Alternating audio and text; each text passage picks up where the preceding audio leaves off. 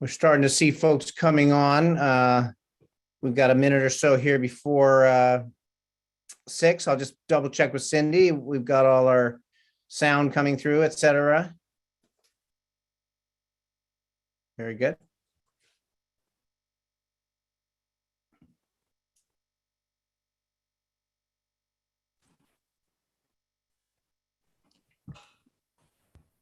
Hello. Hi, everyone.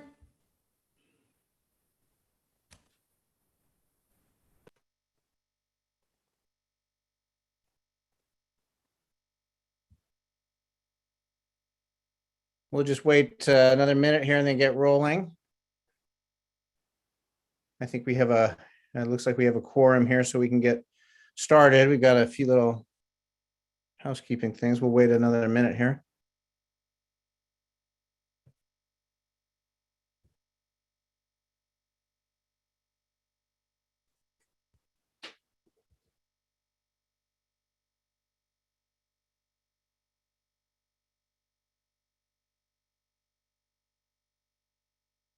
Okay, we're seeing it turn to 5 and looks like we have a quorum, so we can get rolling. We've got a few little housekeeping items to start with. This is the, Cindy, we ready to go?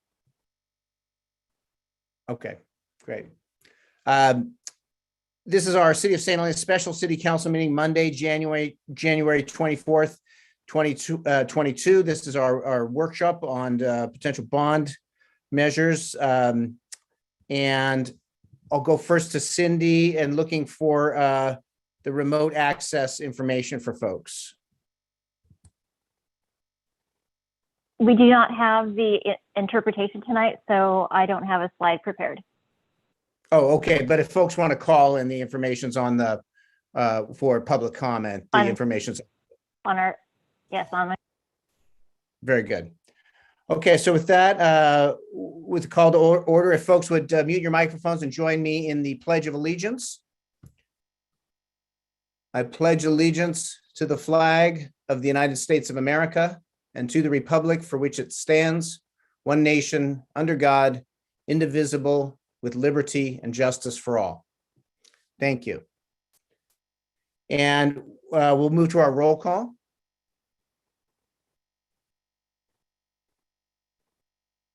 Mary Ellsworth? Here. Vice Mayor Doring? Here. Councilor Chateau? Here. Hardy? Here. Paul? Here. Okay, we'll move now to our adoption of the agenda. And I'll look to our city clerk to see if there are any changes to this evening's agenda. There are none. Seeing none, I'll look for a motion to pass the adoption of the agenda. I move to adopt. Oh, I'll second it. And a roll call, please. Vice Mayor Doring? Yes. Councilor Chateau? Yes. Paul? Yes. Hardy? Yes. Mayor Ellsworth? Yes. We'll move to public comment, and under California law, public comments at special meetings are limited to subjects on the agenda only. Therefore, public comment will take place during consideration of the item. Each person's comment shall be limited to 4 minutes. So we'll open that when we get to the item. So this is item 6.1. It's discussion and direction regarding funding options to address city infrastructure deficiencies, including consideration of potential general obligation bond on the June 2022 ballot. And this is prepared by our city manager, Mr. Presswich.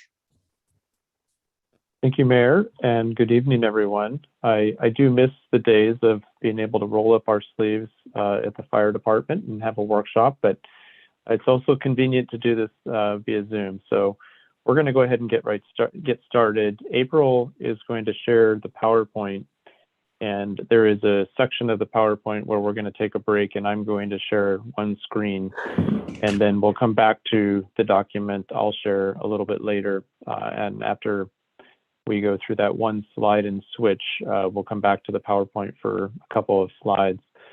So as the mayor mentioned, the purpose of tonight is to really dive a little deeper into consideration of and really a discussion on funding of our sewer, storm drain, and water needs. The focus is really near term, so we're looking at mostly a horizon of the next 5 years. There are some projects on the water fund that we'll be taking a little, potentially a little longer look at. Next slide. So our workshop objectives are to review the needed near term, and I'm again defining that as the next 5 years in most cases, water, sewer, and storm drain projects, and to discuss funding options to address infrastructure deficiencies, including consideration of options for possible placement of a measure on the June ballot. Next slide. This is the format tonight, so this is really an outline of the slides. We're going to start with just a bit of background, then talk a bit about the distinction between a general obligation bond and a revenue bond, answer any questions that you have related to that, review our near-term needed CIP projects. So we will walk through these one by one, but it's just a brief overview of each. If you have specific questions for those, Mr. Rincon, our city engineer, will be able to assist with a deeper dive on questions you have related to these projects.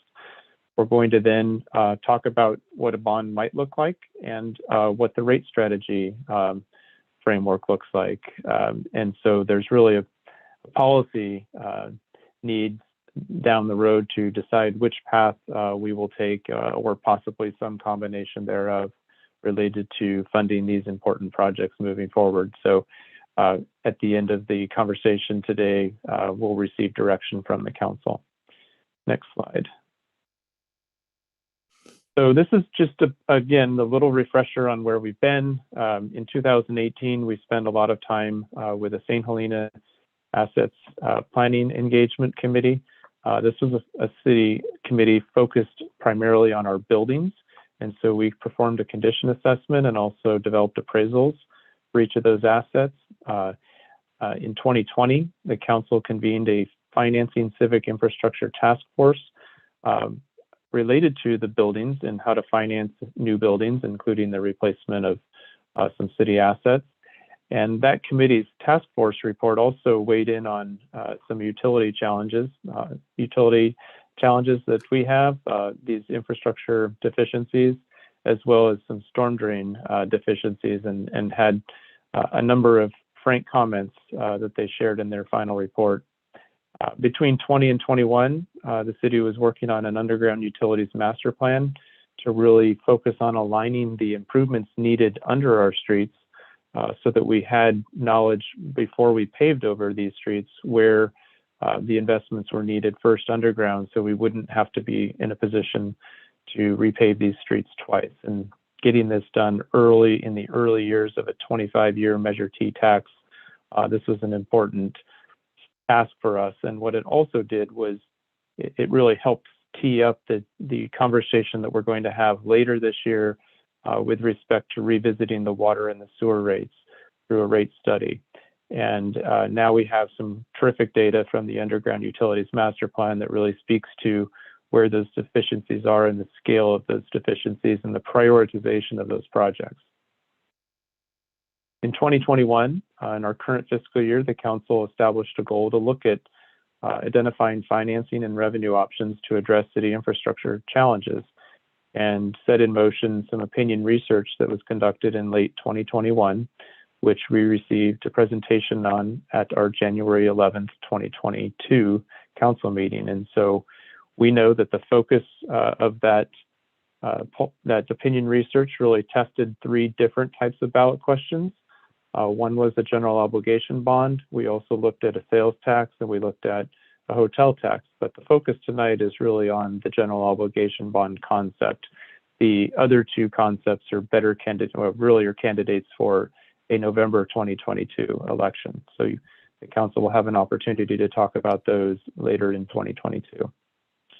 So just to revisit what the focus of the question that was tested during this opinion research in late 2021, this is the question that was asked, and really the focus was to to focus on our water, sewer, and storm drain infrastructure.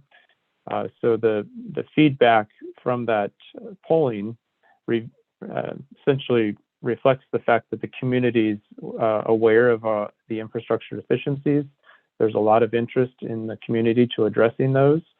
The pathway is not clear, and we've always indicated that the important approach here is to develop a community-supported approach to how to address these infrastructure challenges. So the ballot question that was tested did touch on water, sewer, and storm drain, a very comprehensive approach to a general obligation bond. And the feedback was approximately a 70% level of support. So close to the 2/3 that would be needed for passage of such a measure. So that's the question that was asked. And I highlight the areas in red here because that really was the core focus of this, the stormwater, the water, and the wastewater. Next slide. So this is just a definition on general obligation bonds, and I'm going to read through this, and then we'll have an opportunity to pause and ask some questions after both the definition of a general obligation bond and a revenue bond. But these are bonds secured by a promise to levy property taxes based on the valuation of the property, the assessed valuation of the property. Voters approve the maximum amount of debt that can be issued. So there will be, what we tested was a $54 million amount, and the revenue derived from that bond pays for the projects that move forward. So these special taxes, the special parcel tax is levied to pay debt service on the GO bonds, and that would be in addition to the typical 1%-ish property taxes applied to the assessed values each year for properties. So that's a general obligation bond. And in distinct from that are revenue bonds. Revenue bonds are issued to acquire, construct, or expand public projects for which fees, charges, or admissions are charged. And so in this sense, think about the water enterprise. The water enterprise, we raise rates, which creates additional revenue. That revenue can be used to pay debt service on the revenue bonds that would be taken out to deliver projects. So to continue here, the bonds are evidence of direct municipal debt incurred in purchasing or constructing a revenue-producing project and are repaid from the income or revenue by use of that project or system. They're designed to finance facilities that provide benefits to a group of readily identifiable users, in this case, our customers, our water customers, or sewer customers, storm drain customers. In this case, revenue, I'm sorry, sewer and water exclusively. They are secured primarily by a pledge and lien on gross or net revenues received from the operation of the project or system. So let me pause there and see if we have any questions related to the distinction. So I'm going to look around the council and see if somebody's got a hand up. One of the distinctions I think you made, I think is important, is that other potential measures might be more appropriate for a later election. But as we do have the conversation today, looking at how everything might work together, if we're looking at what level of GO bond we're considering or how it may work, some part of the conversation may want to touch on some other aspect just to give us some reference to what those other measures might ultimately provide in terms of how much funding. Are there any questions, comments from the council at this point? Seeing none, we'll go back to Mark. Okay. So we'll move to the next slide. So we're going to look at the details, how these numbers break down, but this is the high level look at what our staff and our engineer are recommending as near-term needs for our water, sewer, and storm drain capital improvements. So the storm drain doesn't have a revenue source today. The needs approximate $10.5 million. So on the waterfront, $38 million. and the sewer approximately $5 million for a total of approximately $54 million. So we're going to take a deeper dive on these same numbers right now on the next slide. So the first two columns of this table are the two columns that you saw on the prior slide. This is the budget need. And I think the good news, the takeaway from this slide is there's a pathway through different approaches, but the needs aren't as significant as 54 million in this case when you look at it from this context. And I think it's also important for us to emphasize that our ability to deliver several dozen projects all in 5 years is also something that's important to consider as we approach this conversation with our water rates, as well as consideration of some other form of funding.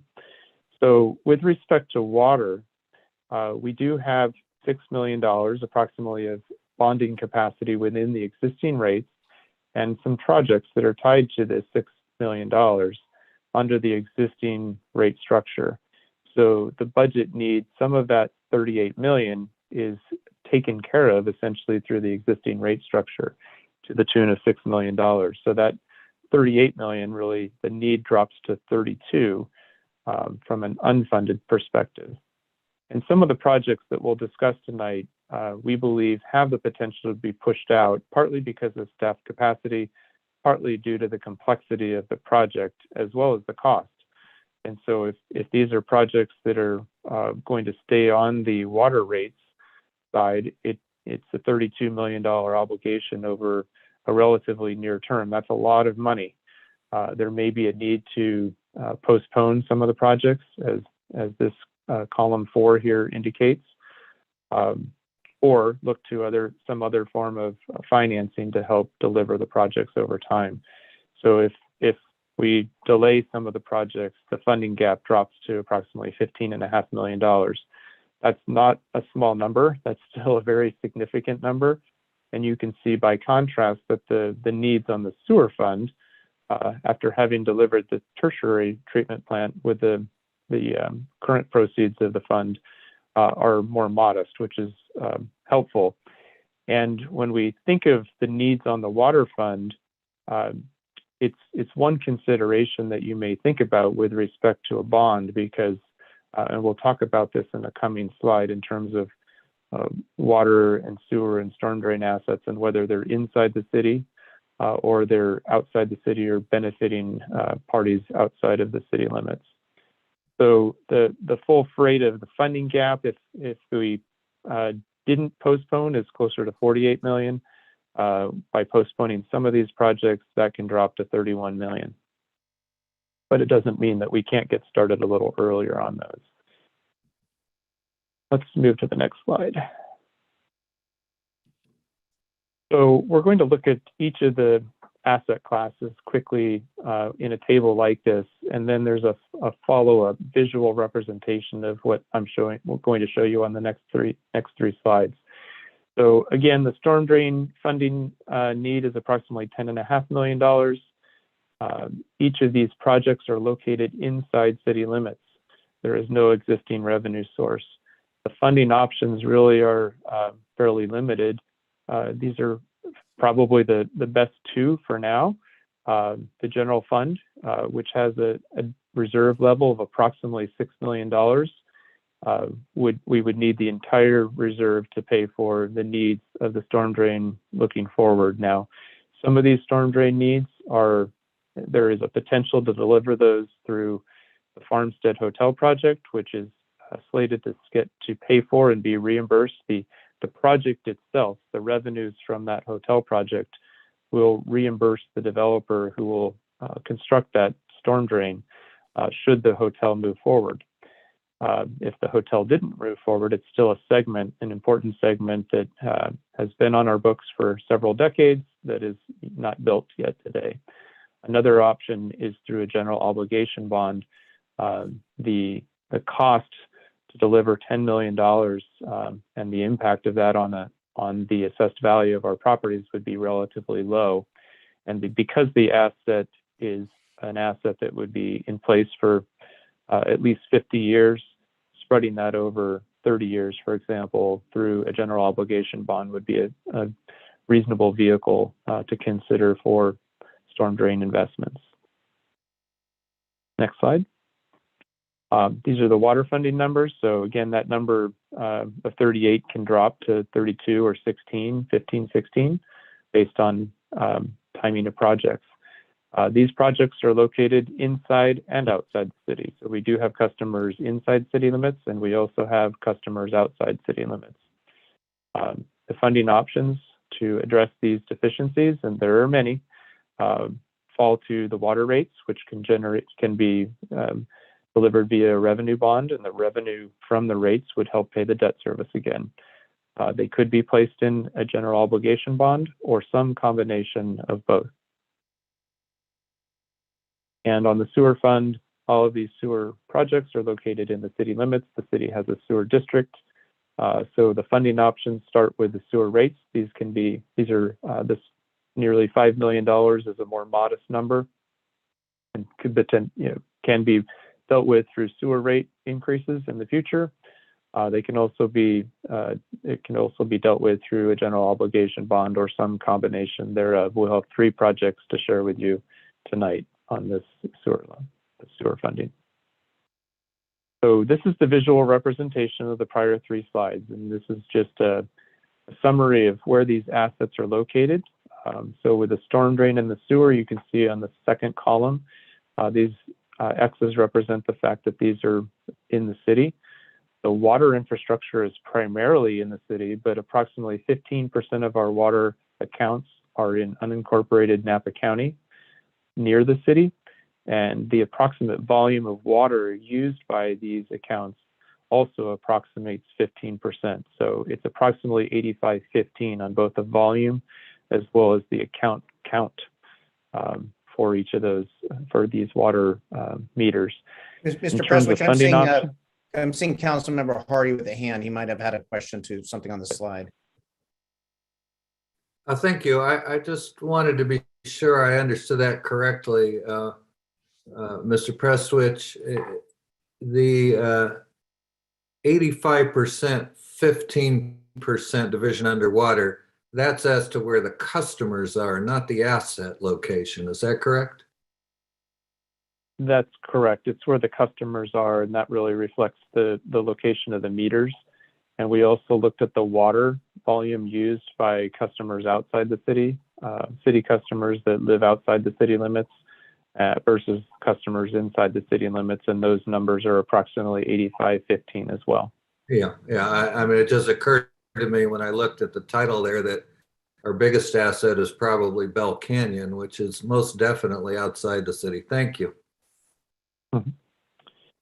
So breaking down the funding options for the water, for the storm drain system, the water and sewer rates are not available.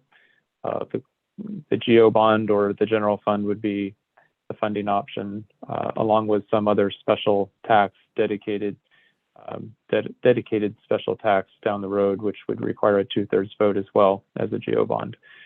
On the water, is there another question? So Mark, if I'm seeing the Vice Mayor with a hand up here.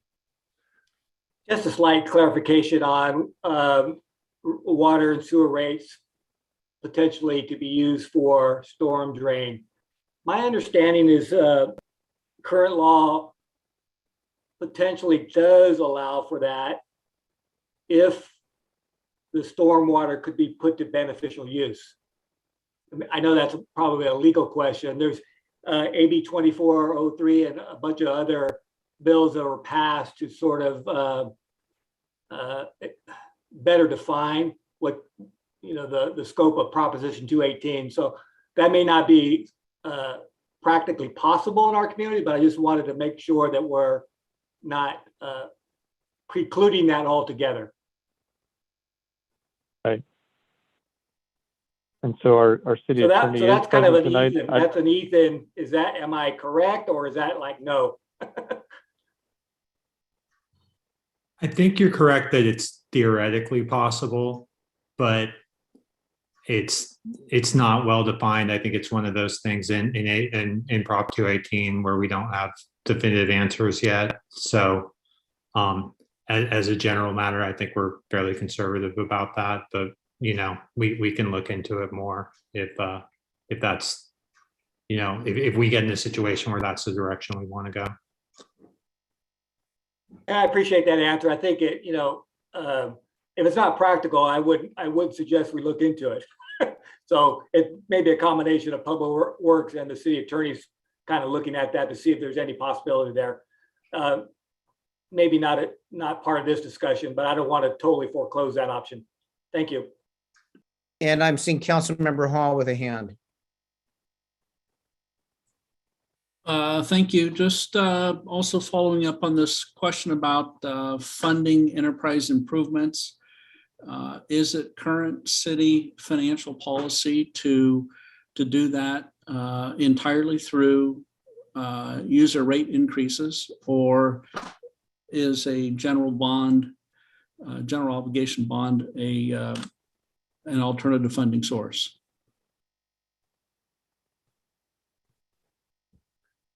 April, do we have any language in existing policies that you're aware of that limit the approach? The existing policies do not limit the approach, so you can use general fund monies for the water and wastewater systems. Typically, it's not recommended you do. However, there's nothing in our policy that does not allow it. Okay, so our policy is written to recommend we use revenue bonds, or rate increases to fund that. That's how we've typically invested in the assets, is through rate adjustments to deliver capital projects. Okay, and as part of the workshop prep, did we look at the impact on rates, one way versus the other way? We have data, it looks like, at a property tax level. Do we have something similar sort of as an average benchmark for our water and sewer users? We do, and I think it probably is helpful if we postpone getting into the details of that a little bit later, based on what scale of adjustment would be necessary. Yeah. Right. Okay. Thank you. Mm-hmm. Okay, we'll continue with I think the next slide, April. So we're going to jump into just a brief summary of each of the projects that are in this near-term horizon. So on the storm drain, it's stormwater collection system improvements. Some of these are gaps, some of these are repairs and replacements, along with some essentially a haste replacement of stormwater pipes that looks more like a 1% a year type of replacement. So that's how the $10.5 million adds up here on the storm drain. And if you have any questions about any of these projects or collection of projects, please let us know, and we'll have Mr. Rincon help us with that. So I think at this point, yes, Mr. Hardy. Thank you. What's the useful life of a storm drain once installed? Yeah, good evening. It depends on the material, because I know a lot of our stormwater collection system is corrugated metal, and those tend to corrode. So if they're corrugated metal, chances are that most of the pipeline integrity is gone. So we're not seeing any pipeline there. If it were reinforced concrete pipeline, that have a longer life, and then of course clay pipe would be the best, and those easily get 100 years. So if you were to guess, 40 years, 50 years on corrugated metal, maybe 75 years, depends on how aggressive the soils are. So it's a combination of factors. Well, I ask because unless we're current on replacement and the storm drains installed have a useful life of 100 years, then 1% a year is just getting us further and further behind, which I really wish to avoid given Right, and so we have already. just to clarify a little bit, the integrated utility master plan calls for a replacement cycle of 20 years for the current asset we have. So we're looking at a 20-year window to replace what is at hand. And what the money shown here is just for a 5-year window of that. So what we see here covers 25% of what, or 20% of what we need to do in the. Of the recommended R&R, that's correct. Okay, thank you.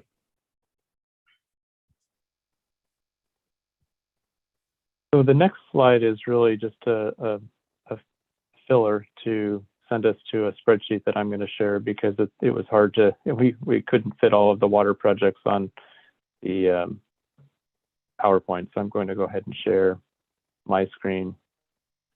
This is a look at the water projects that are in no particular order. And what we show here is a 5-year horizon. We've adjusted existing costs that you may see in documented prior documents of the city. We've adjusted those to try to account for inflation and forecast increases over time. So some of these projects are part of the $6 million that's already there, and some of these projects we think can be potentially postponed or take a long time and maybe not good candidates for inclusion in the next rate study. But these are the Bell Canyon Intake Tower, the Rutherford Pump Station, interim upgrades, Dwyer Road Booster Pump Station. This is the comprehensive project where the city and Calistoga are helping to pay some of the local match on the City of Napa's Hazard Mitigation Grant Program. We had an update on that project today from the state. Water distribution fire flow improvements. So this is to replace smaller pipes with larger pipes, help the fire flow during times the fire department needs those. Good potential candidate for something that could be added to a general obligation bond and reduce rate adjustments later. Spring Mountain pressure zone improvements.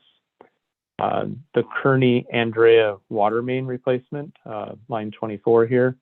This is a good example of a project that we were planning to pave that street 2 years ago and realized that the utilities were not up to grade and needed to replace the water line. So this is a project that needs some money in order to advance that project before we should pave that street so that we're not paving the street twice.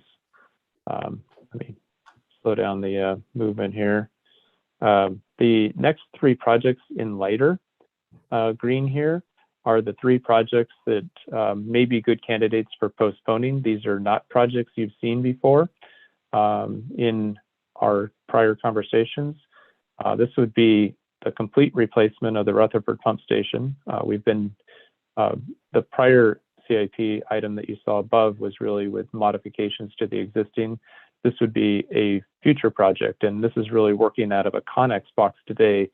Our city engineer, who has a lot of experience in this area, has looked at our assets and believes that this is more of an interim type of pump station enterprise and really needs a more permanent solution for this pump. Same is true of our water treatment plant. So our wastewater treatment plant has been under a cease and desist order. It's now been funded and awarded a construction contract. Our water treatment plant is old. It's in need of updating or replacement. And this is a project that would replace the entire plant with a packaged water treatment plant over time. And so this is a project that we need to have on our horizon, on our near-term horizon. It may not be something that is taken on in the next 5 years, but it is something that we think needs to be on our radar screen for replacement. And the original transmission line that comes from that plant, that location, is still in place. It comes down the hill from Bell Canyon, crosses Deer Park, goes down Fawn Park, takes a jog at Silverado Trail South, and then crosses the Pratt Street Bridge into town.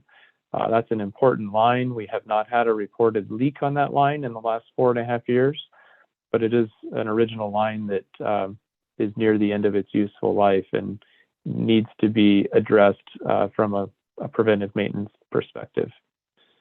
The next project here, the $6.8 million Rutherford pump pipeline project on line 28. This is probably one of the highest priorities of the city. This is a pipe that's frequently leaking. These are pin-sized hole leaks, but the pipe is very thin. It's not the way we would build a pipe today. When these leaks happen, they're often deep underground. And Murphy's Law tells us this happens at night or on weekends. It diverts our staff away from other work that they're responsible for performing. It often costs us overtime for those staff, and it threatens our ability to avoid a water emergency, because this is a line that's delivering 600 acre feet, about a third of our needed water annually from the city of Napa. This pipe needs to be a high priority of the city and either needs to move through a bond or via our water rates in 2022. The same is really true of the next item here, the smart meters. We learned this lesson through the water emergency. It would have helped our customers, and it certainly would have helped our staff had we all had real-time data. It would have reduced the amount of water that is lost through leakage, because alarms could be set on a person's cell phone from a smart water meter and tell us exactly what's happening at any one point in time. So this is a relatively small investment and should begin soon after the rates this year or after some form of a bond measure. And then the remaining projects here are projects that you'll recognize that have been in our CIP. So while this shows 38 million, the real unfunded portion is 32 moving forward. So I'm going to stop sharing my screen here, and we'll pause if you have any questions about those projects. I'm seeing Vice Mayor Doring. Just using the Rutherford pipeline as one example, is that a CIP project that has been, so to, no pun intended, in the pipeline for a number of years and has theoretically, well, not even theoretically, actually received revenues from the ratepayers to address?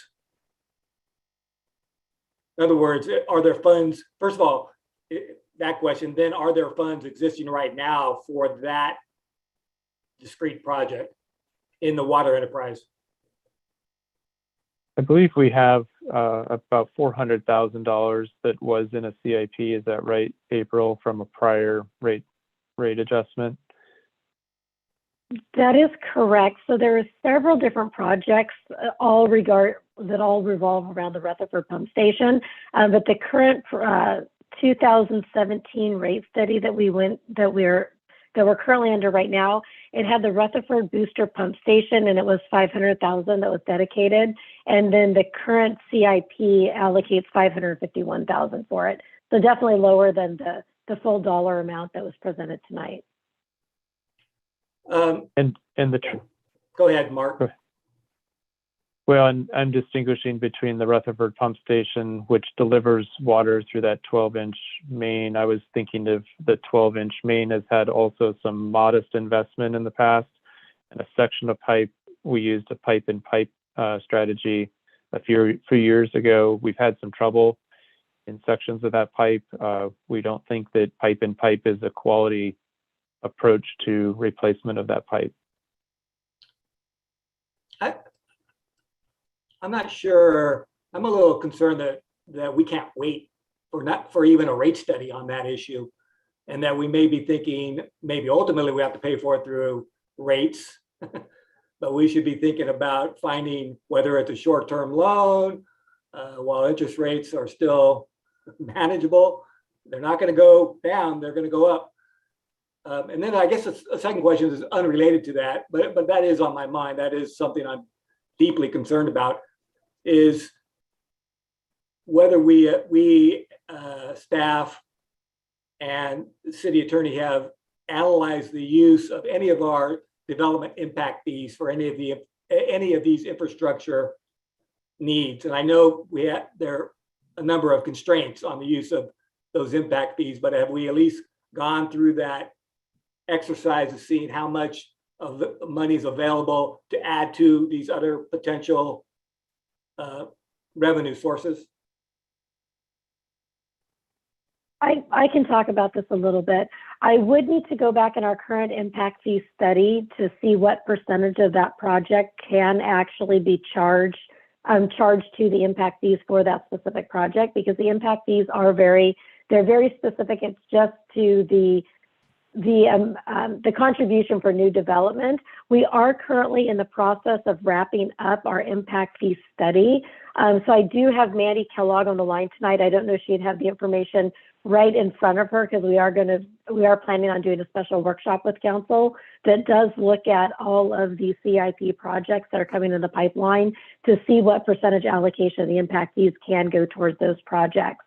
For the wastewater side, I know we're dedicating a lot of the wastewater impact fees for the tertiary treatment.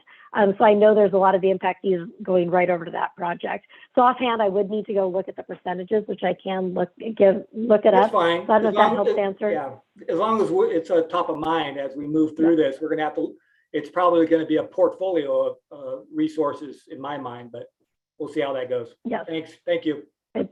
you're welcome. And I Councilmember just Hall? have another comment. I Go have ahead, another Mark. comment on Vice Mayor Doring's question, and I think the city was hopeful that the federal, conversation about infrastructure was potentially going to deliver some grant dollars for important infrastructure projects. And so while Congress is still navigating that potential package, we were hopeful that something like that would occur, and it hasn't yet. So, keeping an eye on grants is certainly one option, but it's not the option that's going to deliver the project quickly necessarily. I've got a comment on that, but I'll let Councilmember Hall come in here. Thank you. Thank you, Mark, and thank you, Mr. Rincon, for the work in getting everything before us tonight. I just had a question about the estimates that are provided on the projects. Are these all current estimates that the Public Works Department has recently updated, or are these numbers that we've carried on the books for a while? Yes, thank you, Councilmember Hall. These are numbers that are primarily carried on the books for a while. I relied heavily on the integrated utility master plan for cost data. I did accelerate the cost to reflect the recent cost increase. But just remember that these are order of magnitude costs. So they are nowhere near what the construction costs could be, because the only way we'll find that out is as we approach, project get closer to with the full design. So these are just placeholders primarily. And Thank the you. numbers, Councilmember Hall, the numbers for the underground utilities master plan, those numbers were circa mid 2021, and we've grown a number of these figures by 25% in year one, followed by, I believe, 5% growth in years two, each of the next 4 years. Try to make them realistic. And Okay. if I can just add to that context a little bit, Mark Rincon did mention that he has added escalators. So he did take the current costs for the projects that we have in our current CIP. In year one, they were increased by 25%, and then it was anywhere between a 5 and 7% escalator each year after that. So he did bump up the initial cost. So if you do compare what Mark has presented tonight, those dollar amounts, you will see the escalated costs from what's currently in the CIP and the current rate study. Okay, thank you both. Thank you. And I'm seeing Councilmember Chateau. Thank you so much. My first question is, what happens, or what do we do if the Rutherford pipe fails before we approve the water rates? If we went that way for this, what happens there? And then my second question is, do we have to have the full 6.8 million to move forward with that project? I'll take a crack at what do we do. We pray that it doesn't happen. If it does fail, obviously we replace the section that failed. That's how our approach has been lately. And in terms of doing the whole pipeline, ideally we should be doing the whole pipeline at the same time, because it's a pipeline that it's all of the same age, it's all in the same condition. It's not been buried to current construction standards, so we got a lot of rubble basically buried around this pipe. This pipe is an old steel pipe that has heavily corroded, so there's not much pipeline there, and it's too small. The 12-inch diameter is much too small to deliver that amounts of water. So we're looking at a much 18-inch diameter pipeline or larger, depending on the section. And to be safe, I would recommend as we go forward, the design should probably include a dual pipeline system, so that at least you can have two straws rather than one, and one as an emergency backup, or rotate the pipelines. But it'll be built with probably a plastic material. It'll have a longer shelf life than the steel pipe, etc. It's a lot of design details that I'm getting into, but bottom line, we need to construct it in one trench. So It's not currently transmitting water right now, is it? Pardon me? It's not currently available to transmit water right now, is it? Right now, no, because we're having difficulties with our pump station and the water pressure is being delivered. The other added complexity to this project is right away, because we will need to, from a design engineering perspective, our focus has been removing the York Creek Dam, dealing with the wastewater treatment plant, other capital projects, lots of them. But the right-of-way and the design on this may reveal that we need additional right-of-way in different locations, because the pipe may be currently placed in a location that doesn't allow for that new pipe to be placed next to it. So we have a lot of work on our hands on that front as well. And the current pipe doesn't have a lot of valves in it. And so when we have a failure or a leak, when we shut down and we repair, we have to flush an enormous amount of pipe length. And so in the future, when the new project comes on board, this is also going to enhance our water security, because there'll be more valves placed in closer proximity to each other, so that we'll have to only shut down smaller sections of that in the future. So really key project. I'm going to make a comment on that and then go to Councilmember Hardy. So before the pandemic, a dialogue had started at really coming from at the state level through Senator Dodd's office about how perhaps we can work with the state and the county on this project, because it extends so far down into the county and has really significant impacts for business residents, not just in St. Helena, but extending down, a significant portion of the Upper Valley. So before the pandemic, that discussion had moved forward. With the pandemic,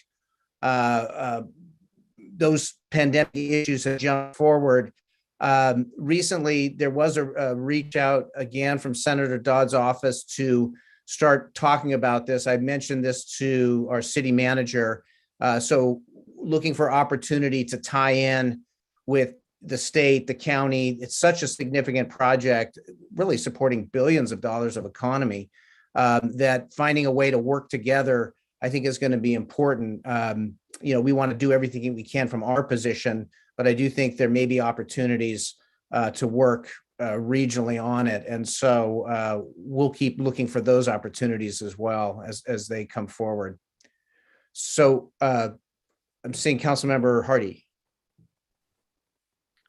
Thank you. This is just a quick sort of question / comment for Mr. Rincon. I don't know how robust your files are on the Rutherford, Maine rights of way, but I did run across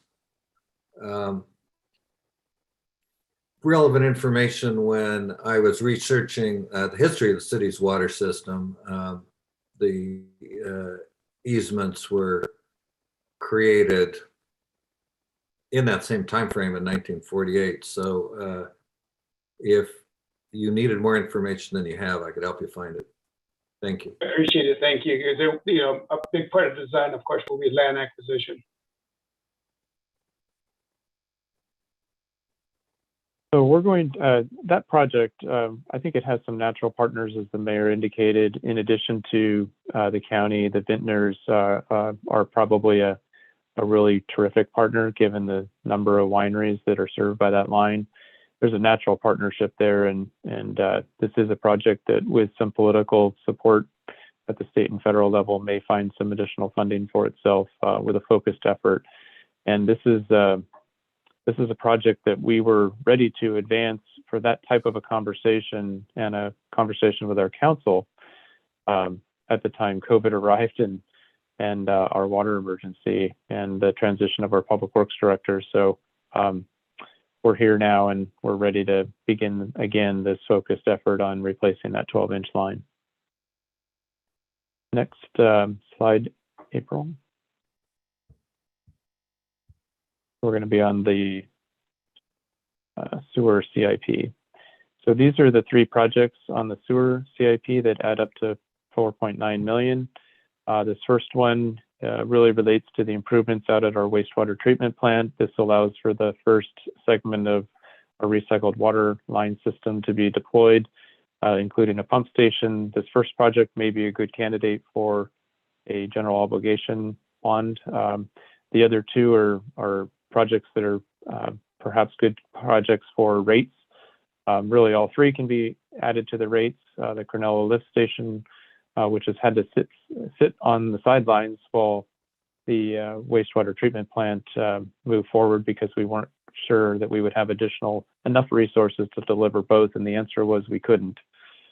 So it hasn't been advanced yet to construction. And then some high priority replacement projects that were identified through that underground master planning effort. Any questions on these? Okay. Yes. I'm saying, Councilmember Hardy. Yes, well, I was just thinking about the recycling project that was at the top of the list. And since one of the more important benefits, maybe I should say the most important benefit, in my opinion, for the city is the potential reduction in demand on our water system. It occurs to me this might actually be appropriate for some kind of allocation between water rates and sewer rates. So I just wanted to throw that out there for staff's consideration. Thank you. One other thought, in looking at the recycling pipeline, the wastewater treatment plant, the purple pipe, if we look at, potential geo bond within the city, one of the aspects that sometimes has been holding us back, perhaps on road rehabilitation, is not having the necessary funding to do the underneath infrastructure work at the same time. But if we're looking at a geo bond that's focused on because I know there's concern that geo bond might be looked at with concern if it's in a sense subsidizing out of city users. But if we focus on a geo bond on what's in the city, looking at things like purple pipe, stormwater, and having those funds built up so that when we do look at redoing a road, we're not slowed down waiting for the funding for the underground infrastructure.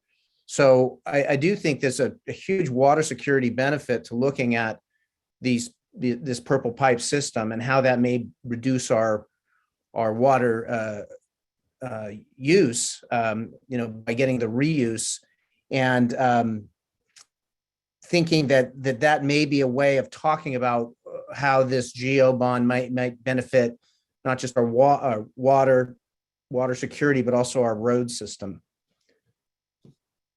That's just a thought to put in there as well. So we have one final slide that is really a framework to set the table for the subsequent conversation about options and preferences moving forward. And that is this slide here, where we're looking at the various assets on the left, the storm drain, the water, and the sewer, and what options exist from a go bond perspective, as well as the water rates and the sewer rates. So this is really a summary table that's intended to help start a conversation. So with the storm drain, of course, that can't be addressed necessarily by the water and the sewer rates. We did talk about the possibility of the water rates potentially being able to be made available for it. It could be a good candidate for the GO bond. The sewer really is something that can come through the sewer rates entirely, or through a GO bond or some blend thereof. And the same is true of the water system. I think the most of this number of 32, half of this number is probably the near-term need, more in the neighborhood of $15 million. But should you want to get started earlier on some of those comprehensive projects, that can be done either via the rates, which would be fairly more significant increase, and I believe Dr. Mitz can speak to some equivalent numbers on the rate adjustment side to deliver $32 million or $15 million, for example, of projects on top of what we experience with the normal cost of living adjustments. So this concludes our presentation, and now we're at a point where we're interested in learning from the council your preferences on whether your preference is to deliver these projects via the water and sewer rates exclusively, or whether you have some interest in some form of a GO bond that we could begin to essentially build the pieces of tonight. And we have an Excel spreadsheet that we would put back on the screen to do that if you'd like to continue that conversation. I'll pause here and turn it over to the mayor for further discussion. Okay, thank you. We'll see if there's some council input, and then after we get council input, we'll go to public comment, but I'm seeing Council Member Chateau. Thank you. I did want to hear what we're talking about in terms of rate increase, some example, if we're talking about funding the 32 million, because I do believe that there's a limit that our ratepayers can pay and will be able to tolerate. Not everybody, but a group of people will not be able to pay, a certain amount, whatever that number is. So I'd like to get an idea of what we're talking about. I can jump in here, and we also have Ken Deeker on the line with us tonight. He is the city's municipal finance advisor. He did run two pro formas for us specifically, and one of them was on the water side, just to get an order, or almost an order of magnitude to see what the revenue increase requirement would be. So on the water side, he ran the pro forma at $14.5 million in debt, having to take on additional $14.5 million in debt. And then on the wastewater side, it was an additional $5 million in debt. And so what that means, and I can have Ken definitely talk about a little bit more, on the water side, taking on an additional $14.5 million in debt, and that does already include the $6.1 million that's in the current rate study, it would translate into a 16% increase that's necessary, a revenue increase. So that doesn't necessarily translate down to the individual ratepayer increase. That would take a lot more information that we'd have to work specifically with a rate consultant on. But overall, we'd need a revenue increase of 16% for a $14.5 million in debt for the water side. And for the wastewater side, for $5 million in debt, it would be a 39% increase in our revenues that's necessary. So with that, Ken, if you have any other feedback or input that you'd like to add to that, I would definitely appreciate any other feedback. Thanks, April. Yeah, hi, Ken Deeker with Del Rio Advisors. Yeah, these were basically just models that I did based upon the 2020 audit, projecting out 2021, which we've already closed, but we're waiting for the final numbers to be audited, and then projecting out from there.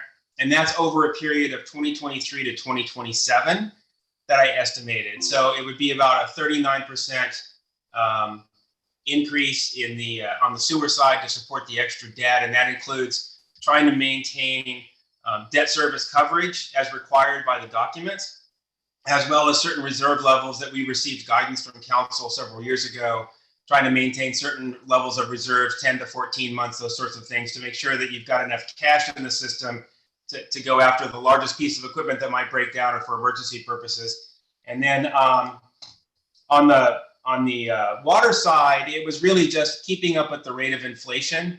The current rate study, the rates that were put in place were sufficient to fund a certain amount of capital. We added the additional capital required to do that. And it looks like the average rate increase would be about 3% per year over that 23 to 2027 period. That equates to about a 16% increase in revenues. Now, again, I want to be very clear to the council. I'm talking about revenues required to repay, to pay for O&M and to pay for the debt service on any obligations and any cash funded capital. How that would equate to individual rates is where we would need the rate consultant to come in and actually break down the different rate classes, if that makes sense.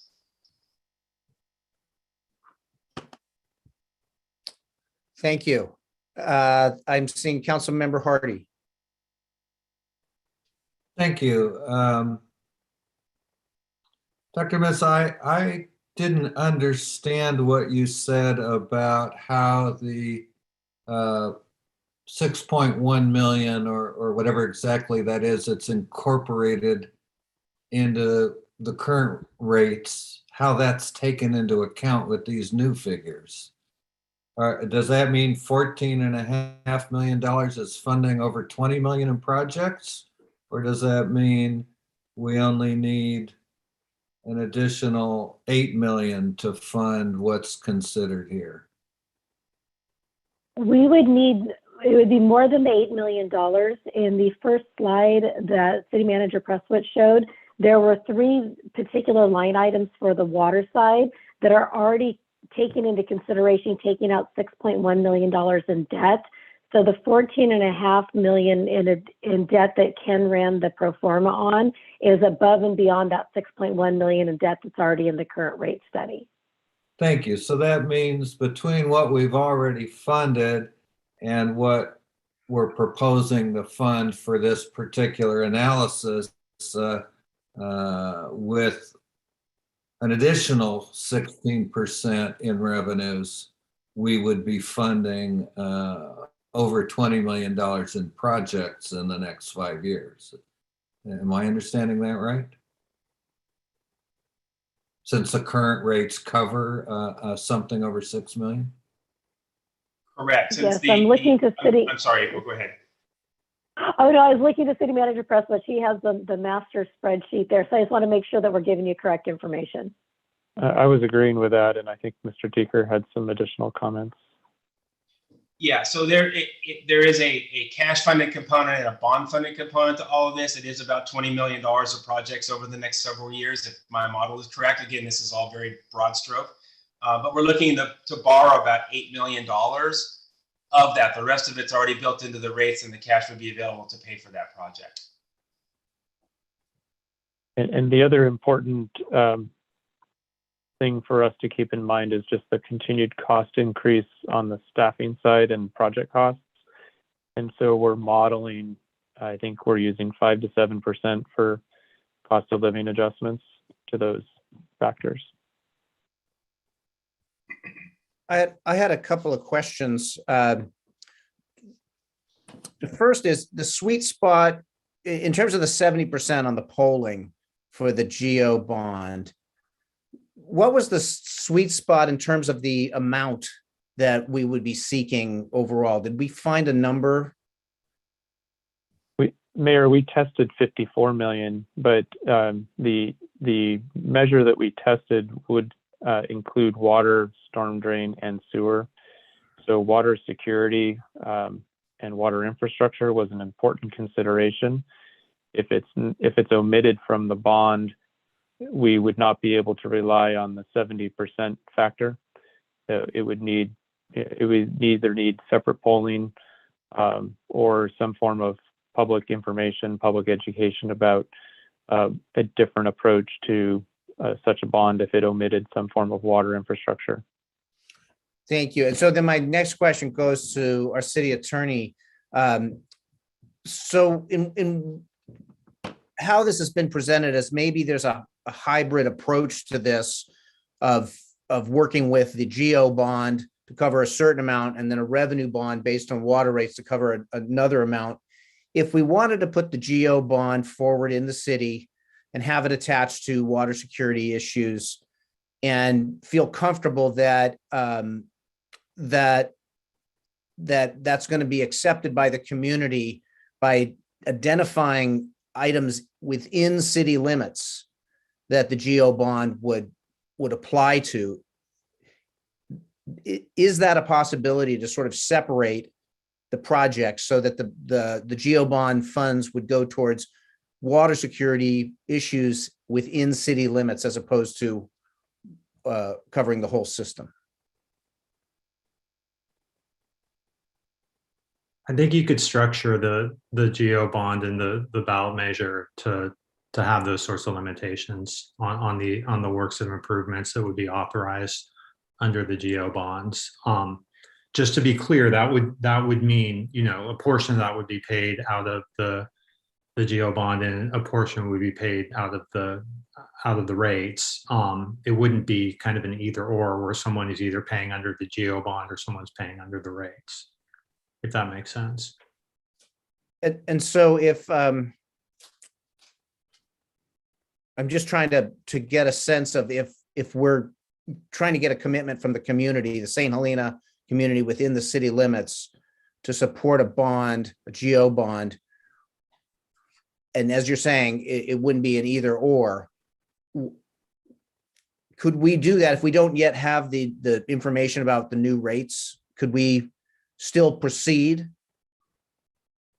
with a GO bond that because it's a 2/3 vote, those funds have to be identified where they're going? Is that correct? You have to specify, you know, the purpose of what the bonds are going to be used for. And so if you wanted to limit it to public improvement projects within the city limits, you could structure the ballot measure to place that limitation on the use of the funds. So Okay. that would be allowable. You know, and then you would and you could you know, seek authorization from the community for that purpose. Okay, thank you. And I'm seeing Vice Mayor Doring. I'm having a hard time seeing how you can physically sort of isolate a project and say it's only benefiting those inside the city and not those outside the city. I'm struggling with that concept. Open to listening to it. There may be some exceptions to that. But for example, the 12-inch pipeline that delivers water to pretty much everybody, anything that do with Bell Canyon is going to benefit everybody. So, but you know, I'd like to hear more about that. One of the questions I have is, you know, I'm also struggling with the fairness issue with a GO bond, basically relying on property taxes from those inside the city with the benefit going to those both inside the city and outside the city. So my question is there a way, has this ever come up, where those who benefit and are outside the city have to pay a price for that under a GO bond? In other words, is there, so they get a benefit from a GO bond, they're not paying a tax, they don't pay property tax for it. Is there a way to pass that cost on to those discrete users through the water and sewer rates? I'm going to invite our city attorney to answer that. So I have not seen that done, and I've discussed it with the attorneys in my office who work on kind of Proposition 218 related issues. And in my discussions with them, they haven't seen that done before. And they think an approach like that would probably be heading into uncharted waters where we would be uncertain as to how that would be interpreted under Prop 218.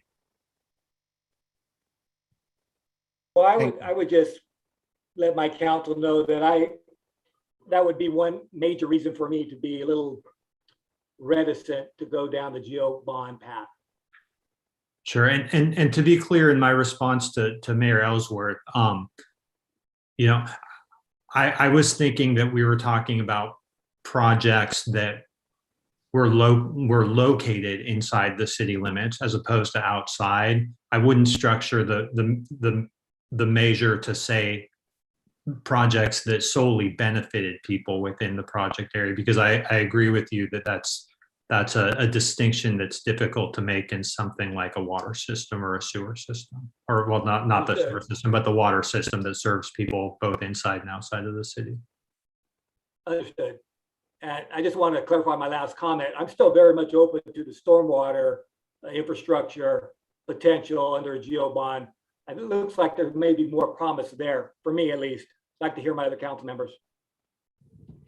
I'm seeing Councilmember Chateau, then Councilmember Hardy. Thank you. Thank you, Vice Mayor Doring. I really think if we move forward with this general obligation bond, it's important that we're all united on it because that margin is so slim. It's important to me that if we move forward on this, we get to a place that all of us are comfortable with it. I'm looking at it. I'm comfortable with the stormwater and storm drain, going for a general obligation bond with that. I'm also looking at the water projects, wondering, can we carve out some of those that make sense within the city? The one that I see is the projects, including the Kearney and Andrea water main replacement. That's $1.1 million. I believe that's within the city. My question to our city manager is, are there some other projects you could highlight for us so we know what we're talking about when we look in the water category on that graph?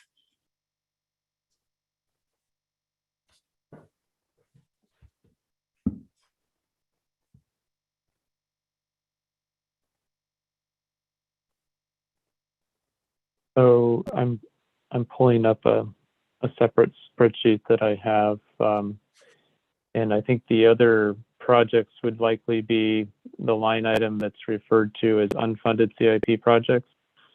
I think what we would have to do is the only one that really fits the model for. Yeah, I'm sorry, unfunded CIP projects, the Kearney, Andrea water, and then the water distribution fire flow improvements. So these are replacing smaller diameter pipes with larger diameter pipes. If we limited those improvements to the city limit lines, that's really a direct correlation to the fire flow. I think those are the only two projects that are closer to this city only approach. So the cumulative cost of those two is $2.6 million. Okay, thank you. That's about what I was thinking, somewhere around 20 million for the general obligation bond with the other two buckets. Mayor, I just wanted to remind you that we have not had public comment yet. I don't know if you want to open it at some point. Thank you. Yes, thank you. My thought was I would go to Councilmember Hardy, and then I have a very quick comment, and then I will open public comment.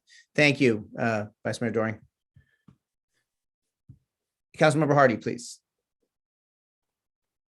Thanks. So I'll just make one observation now and hold the rest until after public comment. It seems to me that, with principles of equity and fairness in mind, it's helpful to remember that, and I'll use city streets as an example. Those are, we pay out of the general fund for that expense.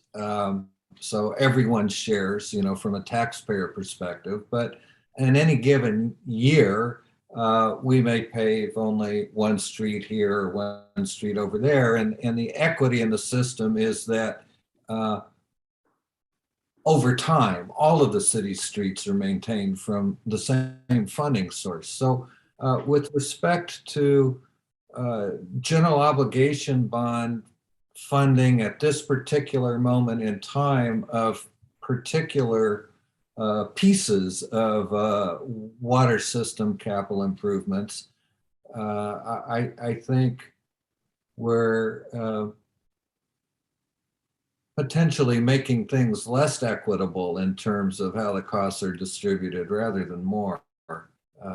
Because unless we're planning to do that all the time, if we're always funding water system improvements within the city limits from the same source, general obligation bonds or the general fund, then then it makes sense to me. But otherwise, we're really saying, okay, these projects are going to be paid for out of this group of taxpayers and these projects out of the ratepayers as a whole, and there's no system to it. If we're simply doing that on a, in the moment basis. So that's my thought on that. Thank you. I'll make one quick comment and then I'll open it to public comment. My thought is if we're considering storm drains as maybe a good potential object of a general obligation bond, if we also do look at the potential for the purple pipe for the recycled system, if that's a way to also make sure that we have the funding so that when we do go under a street, we've got the funding for both the storm drains and the purple pipe system so that we stay up to date on that. It's just something to think about as we circle back if those are areas we might find some consensus. I'll open it now. We'll look at public comment and see if there's some public comment. I'm looking and I don't see any hands raised. Okay. So we'll bring it back. We'll close public comment. We'll bring it back to the council. Are there any other council thoughts at this point? Just thinking out loud and maybe want to start a little dialogue here with council. Paul, I'm sorry, Vice Mayor, if I may interrupt, I am seeing a public comment that came in. So if we can take that now and then we'll come back to the council.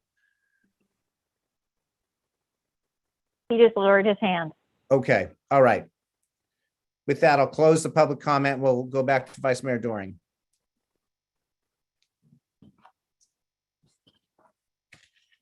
I really appreciated what Councilmember Hardy said about the issue of equity and not wanting to make it even worse. And I'm just thinking out loud here with respect to purple pipe. That seems to be potentially a little bit more discreet in terms of potentially being only located physically and only benefiting inside users inside the city, including the city itself. That one I may find a little bit more room to sort of massage as something that is, not intended really to bring water out to outside of the city. It could, but if we can limit it for the purposes of watering, for example, the new city hall site, Crane Park, those kinds of things, there may be some benefit to more of a discrete set of users. So I'm just opening that up. I could be wrong. That may not be practically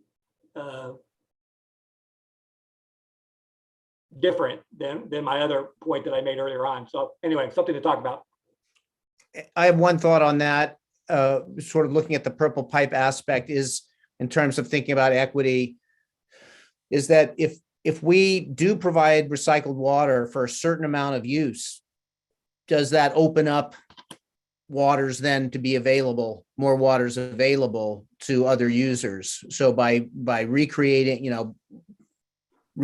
capacity in a sense with the recycled water, does that free up other waters to go elsewhere?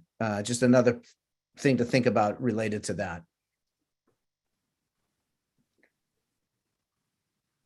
In terms of what we're trying to accomplish tonight and timing, so I'll look to Mr. Presswich. If we're going to work towards something for the ballot, what is the timing by when something has to get back to the council for a first and second reading? And then I'll go to Councilmember Hardy. Sure. From a timing standpoint, we need to have the first reading and a ballot question by February 8th, and the second reading would occur on February 22nd, and there are a number of procedures that take place after that before it's placed on the June ballot. If the council would like some additional opportunity to follow up on specific questions, what I would recommend is we have another special meeting and workshop a week from today on the 31st to do some additional work on refinement. We have some time still tonight to see if there's some format or focus that would, be of some consideration, and then we could bring back a second workshop to further dive into that. Thank you. I'm seeing Councilmember Hardy. Thank you. I'm just gonna go through some comments that I've accumulated over the course of this really excellent presentation from staff. And I want to give credit to Mayor Ellsworth for bringing up a really important point about coordinating, projects in a street and the importance sometimes of being able to do utilities and paving and have the sequence in good order. And I know that we never want to find ourselves in the position of having to go in and cut up a street we just paved because we didn't do the other project first. That immediately has me thinking of mapping. I found myself at various points wanting to see where in this list of capital improvement projects we already have a sewer project and maybe a storm drain project and maybe even a water main project all in the same street segment. And I'm just promoting that, and maybe it's already in place, Mr. Rincon, but it seemed to me that would really facilitate understanding the sequencing in connection with the potential positive and negative consequences of coordinating or not coordinating these projects. The second thing I wanted to say is that, in terms of just thinking about who benefits from the projects, with respect to water security, anything we do that contributes to water security benefits all our water users, regardless of where they're located. And although reducing demand on our potable water isn't the only benefit that comes from constructing a recycled water distribution system and actually delivering recycled water, that's pretty much first on my priority list in terms of getting benefit from distribution systems. So the purple pipe I really see is at least some of the benefit goes to all our water users. It's not simply that group, but that's something that's very much on my mind, thinking about what the most appropriate way to pay for that is. And then finally, I don't want to forget just to state my concern about storm drains and climate change. I think at least the current thinking about climate change is that our, major events will get bigger. And that's just part of the whole phenomenon is we're going towards bigger extremes. And so we've experienced the drought extreme already, and we've had one very unusual event in October on the wet side, but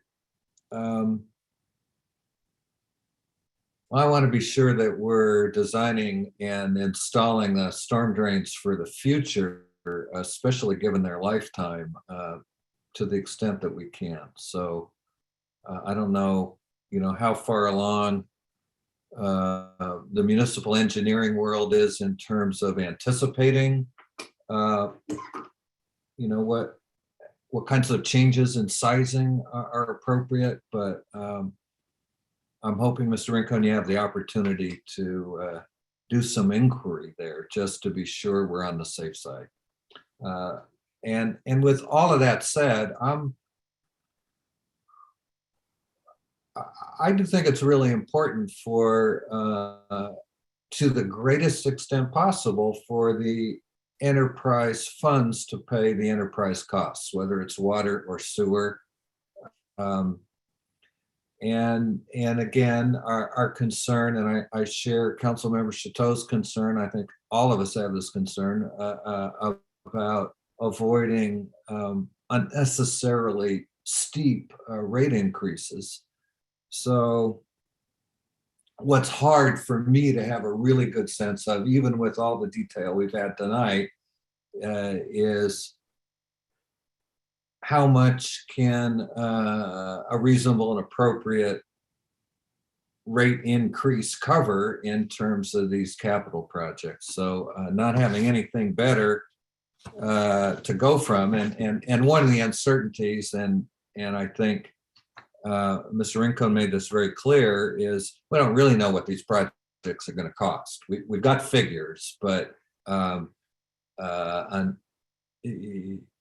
until you've got a design you can put out to bid, you just don't really know. So I think that has me, really comfortable with a geo bond for storm drains, and uncertain as to how much can equitably be added to that, and uncertain as to how much we might wish to add simply as an urgency matter with respect to getting done what we need to get done while keeping our rates at a tolerable level. Thank you. Thank you. And I'm seeing Councilmember Hall. Thank you. And thank you, Councilmember Hardy. I wholeheartedly agree with your comments. I think I'm not sure how much more we could fund beyond storm drains through general obligation bonds. I do believe that we should pay for enterprise improvements through rates. I'm very concerned about our high percentage of population who are elderly. It's more than any other community here in the Upper Valley. I think we have to be sensitive to that. And by elderly, I mean obviously older, but also generally on fixed income, and that those rate increases, whatever they're going to be, I think it'd be great to meet again, Mark. I'd be all for that and dig into that a little bit more. What does that look like? How might we step those out over time? That being the case, I think it's important to note that the cost of the infrastructure projects continues to escalate dramatically. It's just incredible. If you go back over any one of those reports that the city manager referenced at the start of this call this evening, and you look at the estimates of projects, same projects at that time, they were dramatically lower, half to only 30% less than what we're looking at today, even though these are just ballparks. But the trend is not good. And our population is not getting any younger. So the sooner we can, as difficult as it's going to be, to bite the bullet on figuring out how to increase rates in a stepped way, I think the better, because the picture is just going to continue to get worse over time. So again, I think storm drains, if we can cover those with geo bonds, 100% all for that. I do like Councilmember Hardy's comments on let's make sure we're thinking about capacity and sizing there. I think that's very important.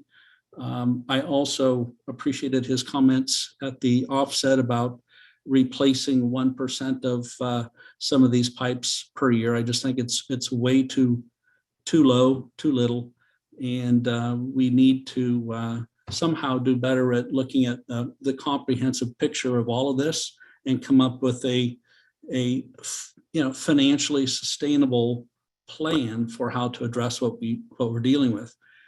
Tonight, we're just talking primarily about geo bonds and perhaps revenue bonds, and looking at what are the issues, what are the most immediate needs. There's one thing we should look at Obviously not this evening and perhaps not next week, but we do need to look at how do we generate additional sources of funding to help address these issues. We haven't spoke about it tonight, but that's definitely part of the picture. And we did reference the city's assets in our last workshop and went through assets that we want to look at selling. I think we should try to accelerate that as quickly as possible, or leasing other city assets as quickly as possible to generate more revenue. And those are my comments tonight. Thank you. Thank you. So circling back, it's looking like we have consensus on storm drains. One of the areas that, when the polling went out, water and water security was a part of what got the response, the favorable response. One area that I'm just looking at, and I do understand, and I'm, listening closely to the equity arguments, et cetera.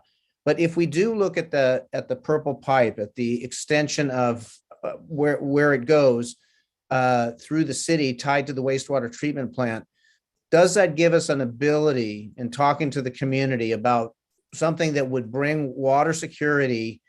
Also, would it allow us a bond to perhaps accelerate on that 1% if that bond could be used for the paving as well? So if we decide to go into an area with the idea that we've got to get to these storm drains and potentially the purple pipe, and move ahead on our paving schedule as well, so that we get ahead on our storm drain schedule.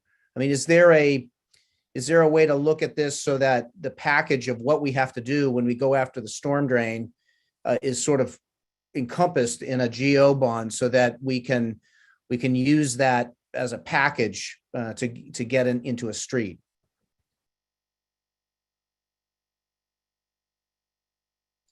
And that may be something to think about this week and come back next week and see if there's a way to come up with a way to discuss equity related to that. That yes, it is part of our water wastewater system, but it's also tied to the water security issues. But it may allow, if we have the funding for the storm drains, but we don't have the funding for the purple pipe, when we get under the road, we don't want to be slowed down by a lack of funding in one aspect or the other. So it's just something to consider as we look towards another meeting and working out some specifics.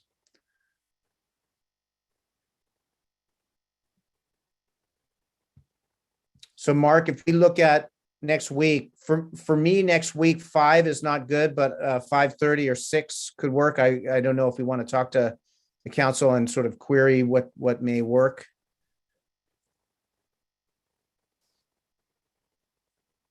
I know we can do that. And I think what will be important for me to take away tonight is, I think some of the conversation, if it's a conversation about anything other than a GO bond, I think some of those conversations can happen over time, sort of the refinement of what are some options related to offsetting the impact of higher water rates, for example, for some of the fixed income customers. I think that conversation is going to happen during the course of the water rate discussions as that matures over time through the middle of the year. But with respect to next Monday, if that is a day that works for the council, we can focus on the elements of a general obligation bond. And what I'm hearing, I want to make sure I'm clear, is that what I've heard is there's interest in storm drain, and there's been some discussion of either paving or recycled water line, and maybe those are options that we can consider talking about at the next meeting, but the focus is really on storm drain at this point.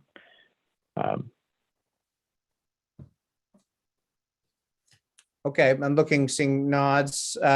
Okay, are there any other comments from council at this point in terms of direction? Are we satisfied with that? Just one comment, one thought I was we have policies in place that basically say that involves wastewater and water infrastructure should be paid for by the enterprise. I think that's a pretty clear policy. It's not a shall, but it's pretty clear. It's in our financial policies. However, I would just say this, it also assumes, right, that we're also following all of our other policies. And one of our other policies is to have an adequate reserve to replace our buildings and our facilities and our infrastructure. So I know there's some out in the community who like to focus on one policy, but we have to do a better job of that other policy, which is building up that reserve. We've never done that. And maybe we've never been in that position, but it's something that we're going to find ourselves repeatedly in this situation is my concern. So I agree with the consensus. I'll stand down on the recycled pipe at this point. That's fine. I think we should move ahead on the stormwater issue. I do think we need to find more equity with rates with those who really can't afford it. These rates are becoming too prohibitive because we don't have enough users to pass those costs on. It's getting very difficult. So we'll have to grapple with that during the rate study. But anyway, thank you. Good conversation from all of my council members. Thank you. Thank you. I'm seeing Councilmember Chateau. I just wanted to make sure that there wasn't consensus for the recycled pipe being considered at least for next Monday, because I was interested in that.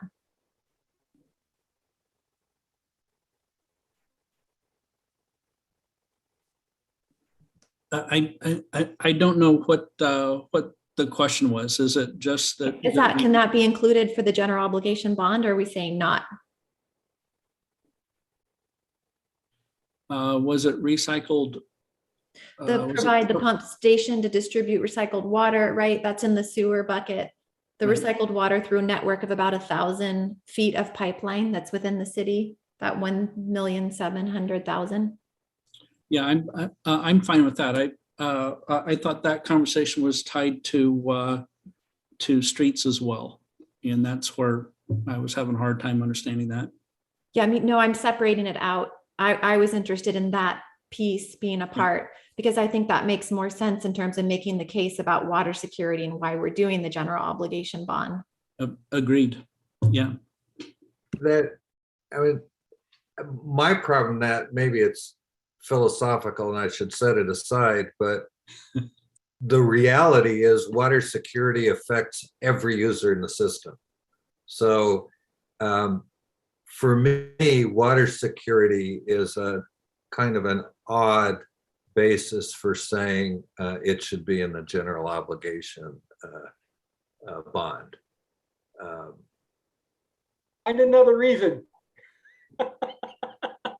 Well, I do want to ask Mark, Mr. Prestwich, in terms of Vice Mayor Doring's comment about city infrastructure, buildings, et cetera, a general obligation bond can go towards something like that, but in terms of the polling, that was not where they found the support. Is that correct? Why we weren't focusing there right now? We didn't ask the question about funding for buildings. I think because we have a pathway to advancing a home for City Hall for now, we can push the pause button a little bit on some of that. I will say that the amount of dollars that we have going to our maintenance of our buildings is inadequate at this point. It's not enough. We know that we need to invest about $500,000 annually. We got to about $450,000 just prior to COVID and have gone back down to zero during the COVID crisis. And we need to replenish the funds there. We have a library roof that needs to be replaced. It's the original roof. That project is probably at least $600,000. We fixed a portion of it a couple of years ago, and now the pitched section needs to be replaced. And I think there is a conversation to be had on using that type of approach for some of our assets. It can be isolated to certain buildings, or it can be done perhaps more comprehensively. I think with respect to City Hall, if there's an opportunity to extend that lease longer term, that's probably the right route to go, so long as the price is right for a period of time.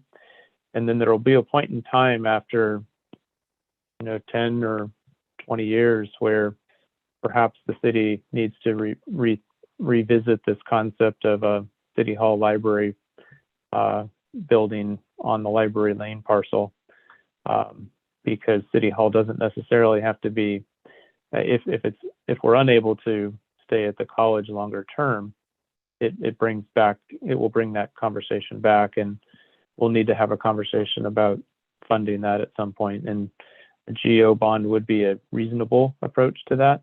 And there is a bit of equity built into GO bonds as well. I just want to make sure we acknowledge that sometimes it's going to be the higher cost properties that carry a higher load of these, and newer properties will carry a load. And some of the properties that have, whatever that assessed value is, the newer properties are going to take a larger load, and over time, the cost to the individual that in the first couple of years essentially goes down over time.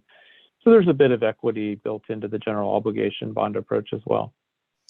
Is it worth this week checking in with our consultant, who worked on the polling, to see if was some support in there for any kind of other infrastructure? If we're going I out, can tell you. Yeah, go ahead. I'm sorry. I can tell you that the answer is going to be the focus of that question was specific to water, sewer, and wastewater, and so there isn't a question that specifically targeted other infrastructure, and so we can't answer that question in terms of the level of support for a storm drain exclusively, for example, or buildings or streets. So if we're going to circle back next week with this idea of looking at what it looks like with the consensus on storm drain, and then there seemed to be some support to look at the recycled water, and I do understand Councilmember Hardy's comments, but if there's a way to kind of keep that conversation alive till next week and see where we end up next week with that.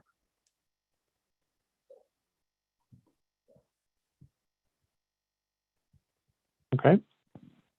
So I think I want to make sure my colleagues also feel like we have clarity in terms of, we'll be publishing an agenda by Friday, I believe, Thursday, or I'm sorry, it's a special meeting. It'll probably be Friday for the Monday meeting, and then we'll have some data to put together, and we'll try to, I don't know that there's too much more that we will be able to bring you some estimates of what the specific targeted cost per $100,000 of assessed value would likely be on a $10.5 million measure.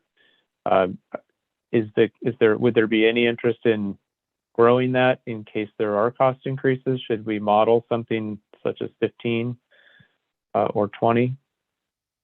And what that might look like, just in case? I think so. I think that makes sense. Yeah. Okay. And hopefully, okay. I will also. I think. Okay, and I think it's also important to note that with the underground utilities master plan, some of the planning really identifies next steps where we have not television surveyed all of our infrastructure, and so the plan is built on the infrastructure that we have assessment on, but there are pieces of infrastructure underground that have not had a camera in them and need to have. So part of the direction moving forward is continue to television survey, put cameras down in these lines and check their condition over time. But it is possible and probably fairly accurate to say highly likely that there are additional assets that might fail in the storm drain system that are not necessarily contemplated in the current underground utilities master plan.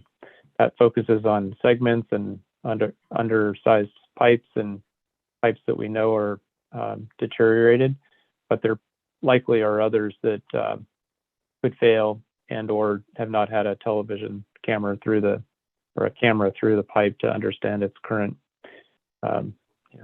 state. And I do think with the idea that if we're looking at 1%, how we can accelerate that, and if this bond can help accelerate that number. Okay, so why don't we'll test maybe 10, 15, and 20, and do a little, internal math on linear feet that we think we can take care of with a bond like that. But I think what this would do, if approved, it's also a bit of general fund security as well that the city enjoys through this, because the general fund is going to be called upon if we experience additional failures. And we've had 2 failures of storm drains in the last 4.5 years. Those occurred on Oak Avenue.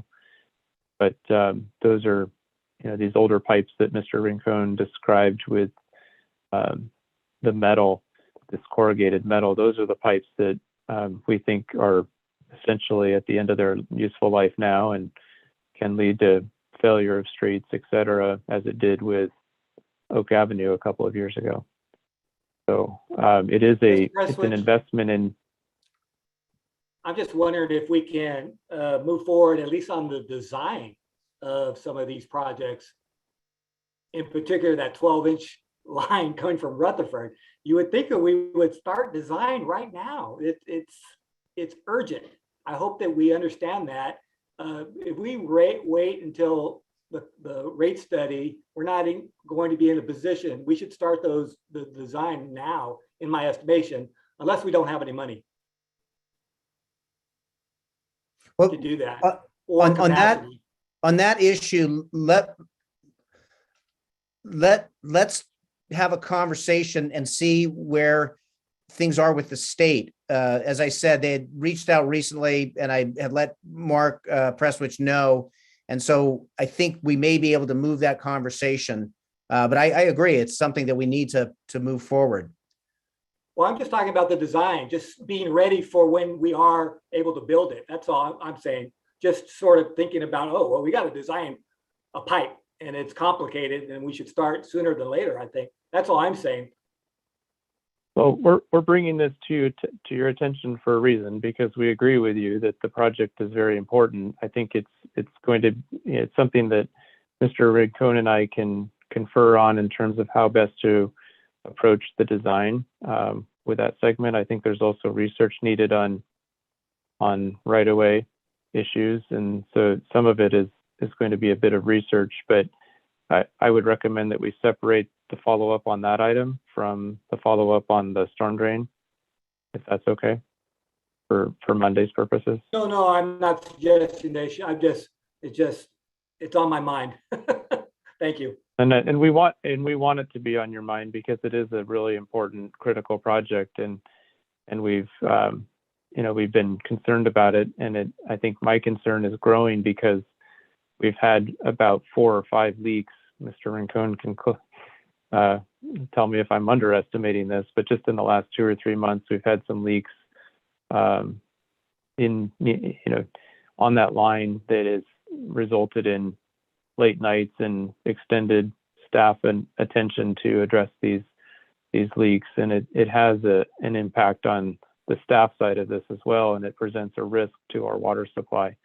So it does need to be a high priority project, and we think that the water meters provide similar value to our community. They help the city and they help the citizens and help preserve water. Thank you. Okay, with that, are there any other council comments? I believe we've given staff direction for next week, and appreciate everybody's input and working together on this. Not seeing any other additional council comments. So, Mr. Prestwich, you have what you need? Yes. Thank you very much. Very good. Well, with that, I'll thank everybody, and we'll adjourn the meeting and see you tomorrow. Thank you. Thank you, Mark. Good night. Thank you. Bye.